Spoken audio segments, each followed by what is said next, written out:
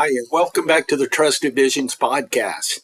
We appreciate all the positive feedback we've been receiving, and as we continue with the podcast and as it grows, we certainly welcome more feedback from you to help us build this podcast and answer some of the questions that maybe you're not sure or embarrassed to ask broker dealers in the future. So, with that, here we go.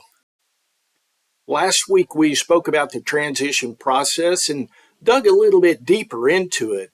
But this week, we'd like to find out just what it takes for an advisor to prepare for their transition and also what to expect as the process moves forward.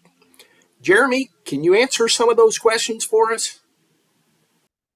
John, you bring up a good point. Of last week, we talked about, the thought process of going through a transition and items to prepare before you even start your due diligence. And now this week, to answer your question, the advisors in our audience has pulled together the reports, understood what's important to them. Now what? And so we're going to go into that this week. And what I always tell advisors that I'm talking to or OSJs is, first and foremost, just like I talked about last week of making a wish list, what's important to you and what are some of the frustrations that you're facing with your current firm that you wish didn't exist? And so make a list of what's important to you. But more importantly, I always tell advisors to prioritize in most important to least important. And this isn't in any one order, but how important is technology, payouts, advisory pricing? What are you paying today, and do you feel like it's too high? The culture of the firm. I know a lot of firms talk about access to leadership. Do you value that? Or do you have exceptions that need to be made to where you're going to have to go to leadership and get those exceptions, or at least explain those exceptions? Stability. We're in an ever consolidating marketplace. As I've said before on previous podcasts, just 5-6 years ago, we had over 5,000 broker dealers. Now we're down to 3,000. That consolidation is not going to stop. And so how important is it to go to a firm? There's never certainty, but to go to a broker dealer that you're almost assured that they're never going to be sold. Recruiting. If you're recruiting OSJ or even an advisor with a small group of advisors, how important is it for recruiting to you to recruit new advisors? Because some firms do better at helping advisors recruit than others. Transition money. As we've talked about in previous podcasts, transition money is at an all-time high. That's only going to continue. Compliance. As many of our clients have stated in the past, they feel like their compliance or supervision team is the business prevention unit. And so how important is that? And then growth. If you're a growing advisor, do you rely on marketing support from your broker dealer? Do you rely on their practice management team? And that's okay, but prioritize all of those from most important to least important, because what we're going to do as we get further into this podcast series, we're really going to do a report card on those firms that you are exploring based off of your priority list. So that would be the other thing. And then where to start your due diligence process. As we talked about, rather than you going out and reaching out to 50 different broker dealers, I think it's imperative that you work with a consultant like the Trusted Visions team, because we can help narrow down your search rather than you calling 40, 50 different broker dealers.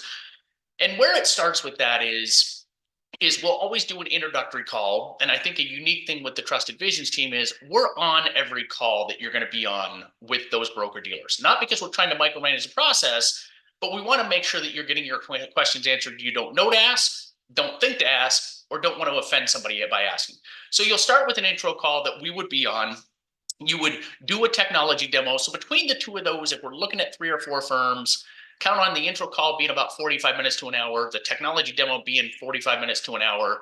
And then we get offers out of those 3 to 5 firms that we're looking at. And that's when we're going to refer back to the report card, look at the offer, compare technology and your intro call, and then we'll narrow your search down from 3 to 5 broker dealers to 2 to 3. I typically recommend 2 because, again, as I've mentioned on the previous podcast, this can become an entirety of your business and take away from your business because it could be a full-time job. And so narrowing it down to 2 to 3 firms where it's really going to allow us to dig deeper and get further into detail about things that are important to you. Once we narrow it down, then we want to think about, are there any OBAs that you have? Is there any business models? I mean, we have some advisors that are working predominantly with military, some advisors that are working with large businesses. I actually had a group of advisors that were working with car dealerships. And not that it's going to be a deal breaker, but we want to get those things out of the way early on in the process of the due diligence process, because we don't want to have any surprises. So let's think about and talk through any outside business activities you have, any business models that you have that are important to you, because that may dictate some of these broker dealers that we're talking about. So think about that. And then, like I said, we're going to dig deeper with these broker dealers. We're going to have a call with compliance. We're going to have a call with operations.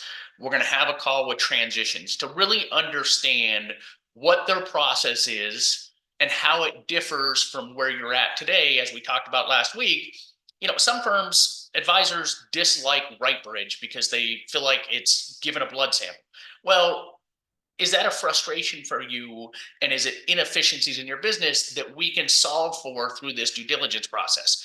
Because after we go through this process, not only do we want to look at the totality of the offer, we also want to make sure that you understand the things that you can't see, but the efficiencies. I mean, I was talking to a group a couple of months ago that, looking at the technology and some of the operational efficiencies they were going to have with the new firm, they said, this is going to save me at least an hour and a half a day, which an hour and a half a day doesn't seem like a lot. But when you look at that over a year's period, how many hours is it saving you or your staff with better efficiencies through technology, processes, or procedures? So hope that answered your question, John, and to our audience, greatly appreciate you digging deeper into this transition process. If you need to contact me, don't hesitate to call or text me anytime, 480-430-5012 or info@trustedvisions.com.